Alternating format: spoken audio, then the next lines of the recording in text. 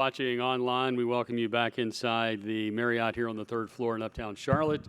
We welcome Louisville into the room, our players and head coach. No opening statement. We'll just jump right into Q&A. Please identify yourselves and the agency that you're with. Front row here, folks, right in front. Dan Tortora, wakeupcalldt.com. Coach, just what you can say these last 18 months have done to kind of show you not only your team, but the things that are important in life. Dealing with a pandemic, NIL comes up, there's realignment in the background. It's been a busy day for a coach that had nothing to do with practice or games.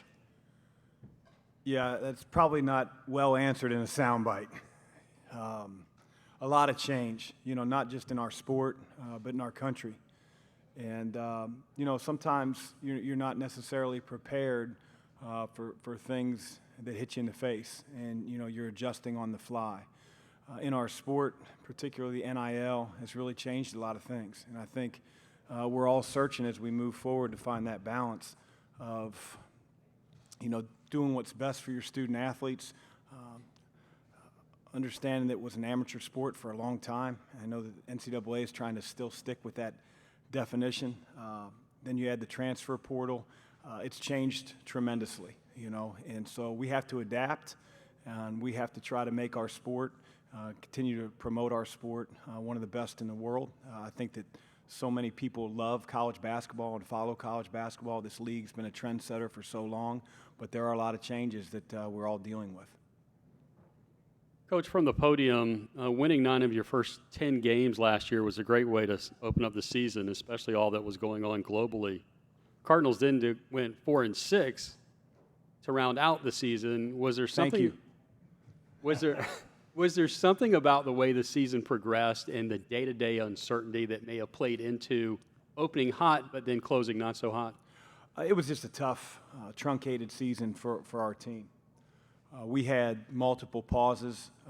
We did not know from time to time how many guys were practicing, who was able to practice, who was able to play in games. We took 2 whoopings by Carolina and Wisconsin with no real preparation leading up to the games. And I don't know if that was the final indicator or separator from us playing in the NCAA tournament or not. We were the last team or the first team out, and it's such a fine line. And when you don't have the ability to practice every day, I felt for our guys. But we played really good basketball for a majority of the season.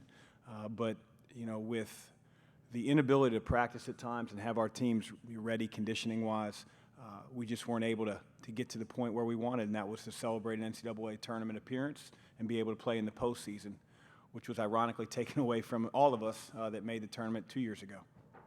Thank you. Let's head back to the front row with Dan once again.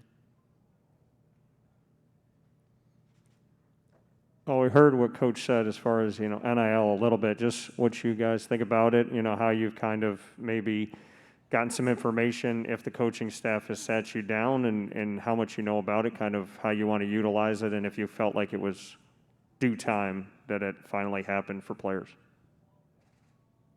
Malik?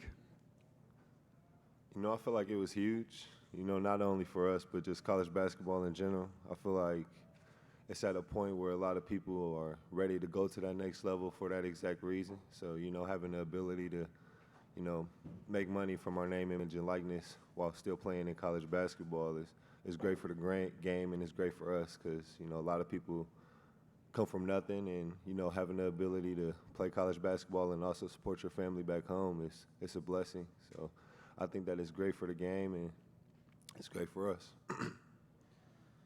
Yeah, I agree. I think NIL is a great opportunity for all of us.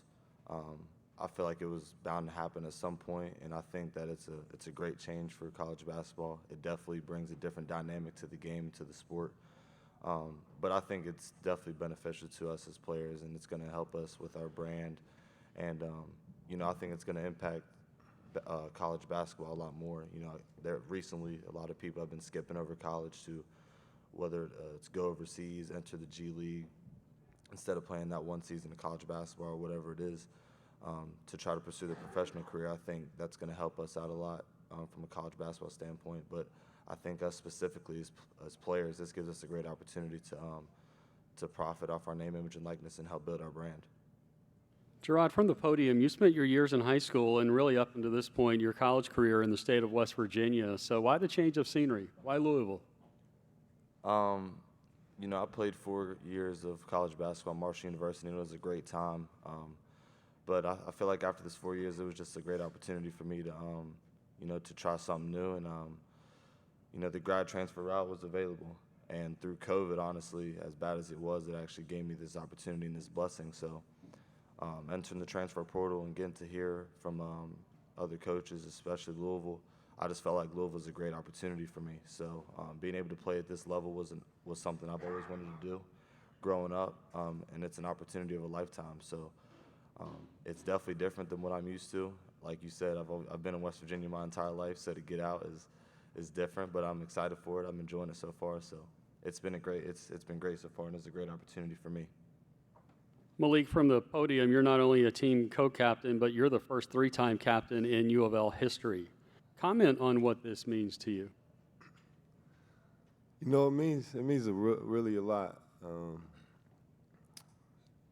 Just to be the first name ever 3 times captain is saying a lot in itself. And Coach will tell you his first year here, we kind of had a team meeting where everybody had to sit down and talk about what we could do to help improve the team and how we could all get better. And my individual thing was maturity, so I kind of took that in, and I didn't feel like I was immature. I just couldn't show really. I didn't know when to really lock in, so to the next 3 seasons be voted as the team captain by my teammates, it was really good. And that was the biggest thing for me, just to show the growth from my sophomore year to my junior year, and just holding that up today. So it's a blessing, and I'm happy that I'm the first 3 times captain ever.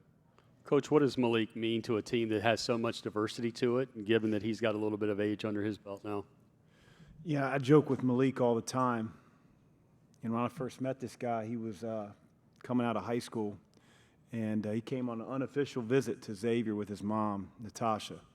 They sat on my couch in my office, and Malik slumped down. I don't know if his eyes were open.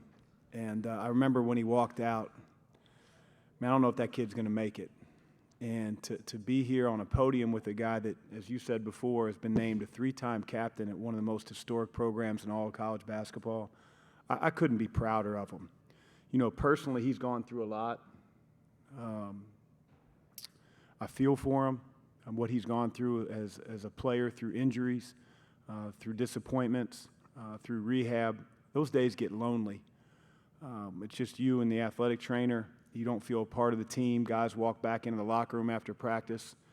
They don't joke with you about what happened in practice. You're just sort of by yourself.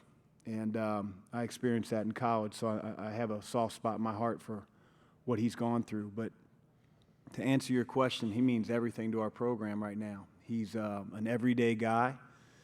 He shows up, and he works his tail off. He holds his teammates accountable. He's got one of the biggest voices on our team. Not biggest impacts, biggest voices. And he does have an incredible impact, both on young guys and his peers. So I'm excited for him to be able to get to play his senior year without injury, knock on wood. He's had a great preseason. He's been probably the most impactful player in our program in all the preseason practices we've had. And I'm excited to watch how it unfolds for him this year. Team, we'll go left side, just beyond that set of desks, first row of chairs. Sir, wave your hand, please. Eric Crawford, WDRB. Coach Mack, so much new with this team this year, new assistants, so many new players. Have you ever had an off season like this, and what kind of mood does that bring to this group as you kind of get ready for the season? Yeah, I think college basketball in 2021 is a lot about change. It's my first question here, whether it's name, image, likeness, transfer portal. I mean, rosters look totally different from one year to the next. I'm not here to say that's good or bad for college basketball. It's just reality. It's funny, though, because the rules have changed in terms of our ability to work with our players over the offseason. So we get 4 hours a week. We're on the court. We're practicing more than ever. And by the time we really reached October, I don't feel like I have 8 newcomers. I know our fans probably do because they've never seen these guys play, and our first public scrimmage is on Saturday. But You know, I feel like, you know, Jarrod's been my point guard for a long time now, and I feel like, well, Malik has been here forever. But, you know, I think we got a great group. I think we have a hungry group. I've never coached 14 scholarship players. I think we have depth, we have shooting. So we're really excited to get this season underway. Jarrod, finish us out. What do you think the similarities and what do you think the differences are going to be from the league that you just left to the league that you're coming into? You know, I think the biggest difference is that the ACC is probably the best league in the country. And coming from Conference USA, that's definitely a jump and definitely an adjustment. There's some good players and some really good teams in Conference USA, don't get me wrong. But the ACC is definitely a different level. And I think that's where the biggest challenge and the biggest difference is probably going to be made between the two leagues, I would say. Similarities, you know, at the end of the day, it is basketball. So I feel like if I go about it the way I prepared before and I stick to that preparation, stick to my work ethic, stick to believing in myself, trusting my teammates, trusting my coaches, I think I'll be just fine. You know, it's definitely going to be some ups and downs, some challenges, some obstacles, but at the end of the day, I believe in myself. My coaches and my teammates believe in me, and you know, at the end of the day, it's basketball, and we want to win. That's the most important thing. So that's the ultimate goal, and that's my main focus. So whether it's in Conference USA or the ACC, that's my ultimate goal, is to win. So I'm just excited for the season, excited for this opportunity. Louisville, thank you. Good luck this season. Thank you. Folks, Virginia is due up next.